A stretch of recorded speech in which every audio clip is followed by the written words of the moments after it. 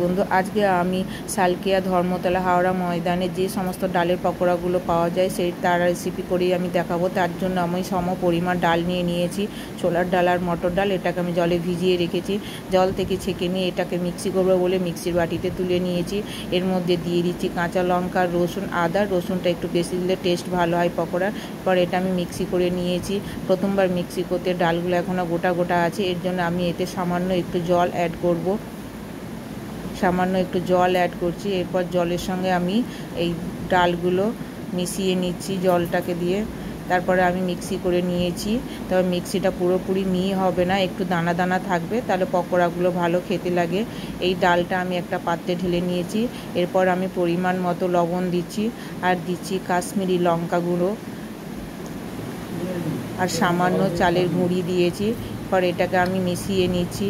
তারপর এর সঙ্গে অ্যাড করব কালো জিরে। কালো জিরেটা দেওয়ার পরে আমি এটাকে ভালো করে ফাটিয়ে নেব। ডাল যত ভালো ফাটা হয় তত পকোড়া ভালো হয়।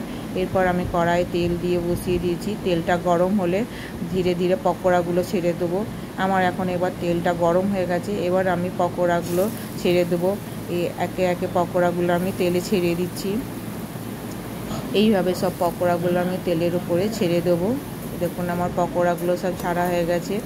এরপর আমি কিছুক্ষণ পরেই পকোড়াগুলোকে উল্টে দিচ্ছি। একে একে করে আমাকে পকোড়াগুলো উল্টে দিতে হবে। একটু সময় নিয়ে পকোড়াগুলো ভাজতে হবে। দেখুন আমার ওয়ান সাইড হয়ে গেছে। এই পকোড়া কিন্তু গরম গরম খেতে খুব ভালো লাগে।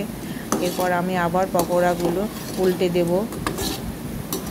প্রতিটা পকোড়া এইভাবে উল্টে দিলে তবেই ভালো করে ভাজা যাবে। এই সম্পূর্ণ পকোড়াগুলো আমি কম আঁচে ভাজছি। পকোড়াগুলো আমার ভাজা প্রায় হয়ে গেছে। দেখুন এবার আমার পকোড়াগুলো ভাজা হয়ে গেছে। এবার আমি এটাগুলোকে সব তুলে নেব। সব পকোড়াগুলো আমি তুলে নিয়ে একটাই পাত্রে রেখে দিচ্ছি। এইভাবে আমার পকোড়াগুলো সব ভাজা হয়ে গেছে। সব পকোড়াগুলো আমি তুলে নিয়েছি। এবার এই পকোড়ার মধ্যে বিট নুন বা চাট মশলা দিয়ে এটা আমি গরম গরম সার্ভ করব।